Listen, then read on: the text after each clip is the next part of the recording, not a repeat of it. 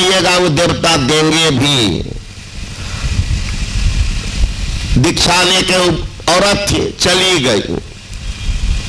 1 महीना के बाद आती है कि बाबा कहाँ देवता सबके देखे छियै, मांगबे हमारे बेटा के 1 नंबर से छूट जाए 3 बेर नौकरी, तो मांगती कल देख, बाबा कल के देखबो ना तो मांगी हो, तो कल अनहार हटला भीतर से, तो कल के नहीं बाबा, कल देवता कहाँ रहे सुनबो या ना कि देवता स्वर्ग में रहे छे।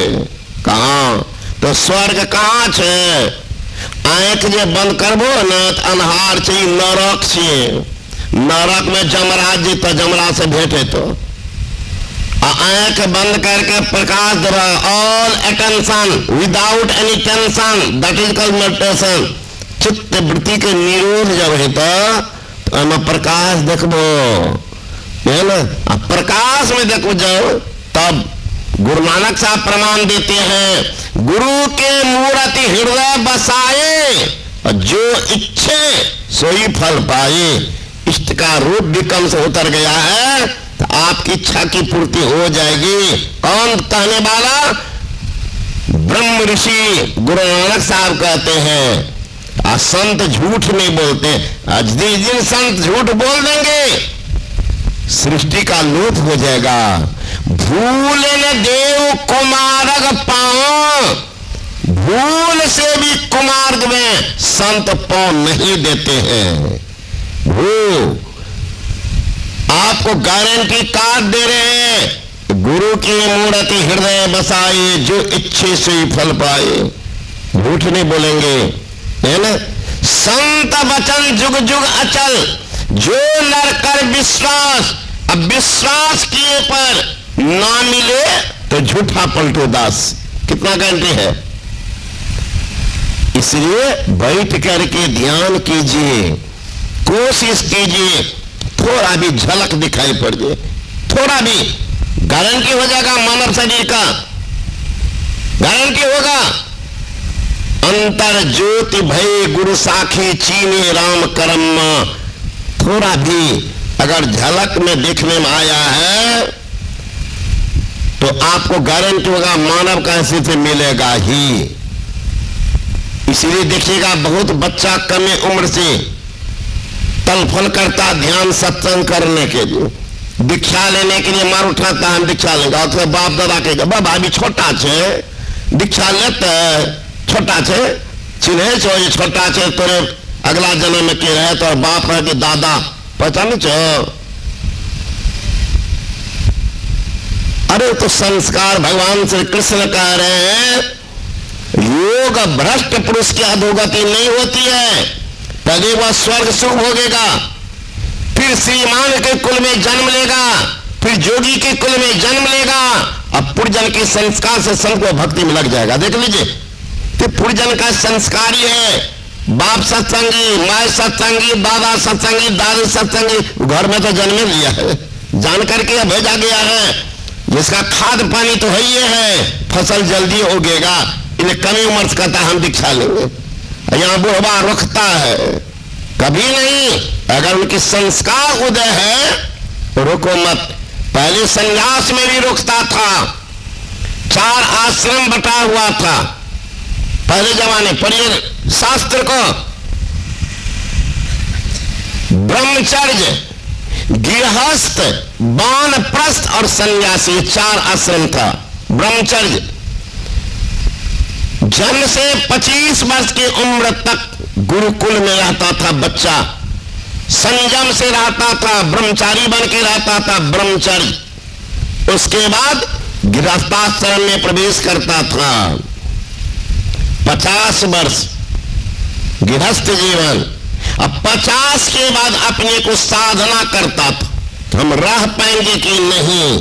वानप्रस्थ बन के तरफ जाने की तैयारी, संयम में रहता था, पत्नी से बात नहीं करनी है, दरवाजा पर भोजन करना है, यहीं पर भोजन मंगाना है, ला करके दे देते घर वाले, ठीक है, नहीं तो सतुआ भुजे खा के रहना है। इस अपने को कसौटी कसता था वानप्रस्थ। अभी भी गए मेरे यहाँ सहरसा के बगल में एक गांव है आरण, एक हेडमास्टर रिटायर किया, पक्का वही वानप्रस्थ बना हुआ।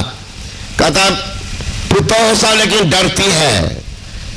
कहा बाबा थोड़ा भी देर होता है ना तो बिस्कुट रखे हुए, हेडमास्टर था रिटायर किए, हम ही से दीक्षा लिए, बिस्कुट भूजा सत्तू वगैरह रखे रहते हैं अलमारी में। थोड़ा भी समय इधर का चट से सान करके खा लेते और ले जाती है, तो कहते हो गया भोजन, ले जाओ ले जाओ, ले आते।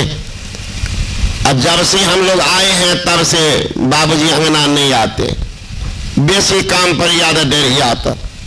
खेत में बाबा गाय चढ़ जाती, बुलाता है, अपने नहीं जाता है, यहाँ के देते हैं।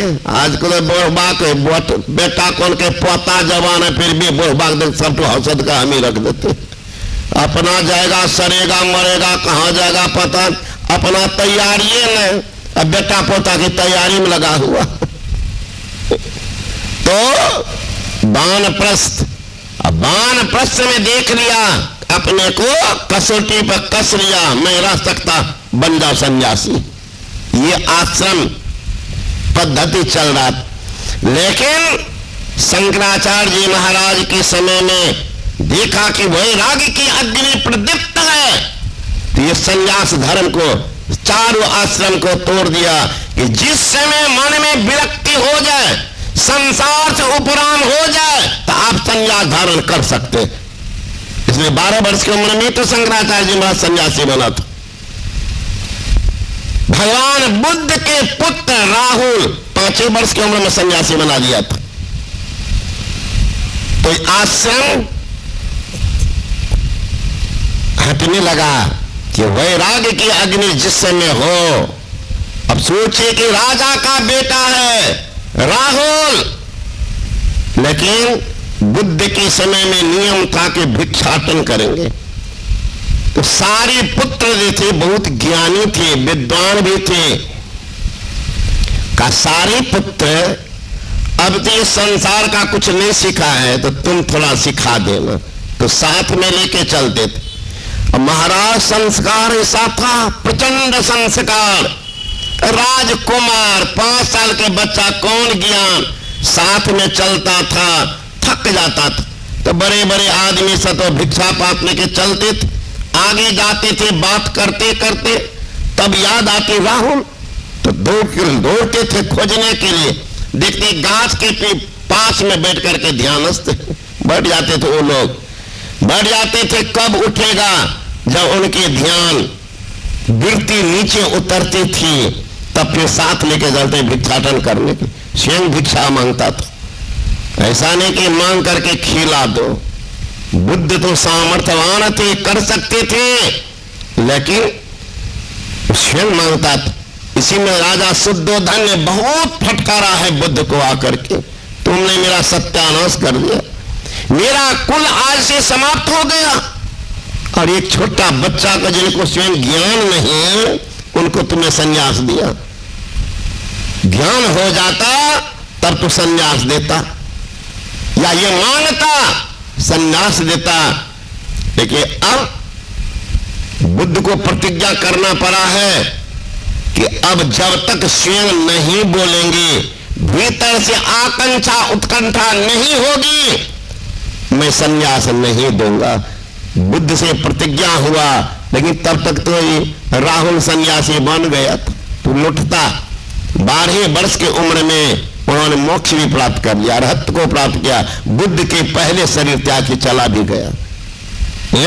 इसलिए कहते कौन हासो किमानंदो नित्यं पज्जलिते सती अंधकारेण अवलब्धा पदीपन गविष्यति। हंसी कैसी, खुशी कैसी। अरे अंधकार में पड़े हुए मानव प्रकाश की खोज क्यों नहीं करते। बुद्ध के यहाँ कोई क्रंदन है, रुलाई है, क्योंकि उनको स्वयं मोक्ष का ज्ञान इनको नहीं था। राजा दशरथ को देखिए, राजा दशरथ भगवान राम जंगल जा रहे, पुत्र में मोह है, ज्ञान नहीं था, पुत्र मोह है। जाकर के कहते हैं कि कहीं तुम भूल से मांगी हो वरदान, नहीं वे जान के मांगे। कहा देखो राम मेरा प्राण, तुम धन मांग लो, खजाना मांग लो, महल मांग लो, भरत के लिए राजगद्दी मांग लो, मैं तैयार हूं, लेकिन राम को वनवास के बारे में नहीं बोलो। राम मेरा प्राण। फिर भी चंडालनी को थोड़ी दया नहीं आई। राम निकल रहे हैं, सुमंत जाके कहते हैं राजन आशीर्वाद दीजिए। राम बन के प्रस्थान किए। सुनना था गिरे और उनका भी प्राण। रामचंद्र बन ना जई है बिहना, दशरथ तजल परना, हे बबुआ के माई, कहे मांग लो ऐसन वरदान, हे बबुआ के माई। रामचंद्र बन ना जई है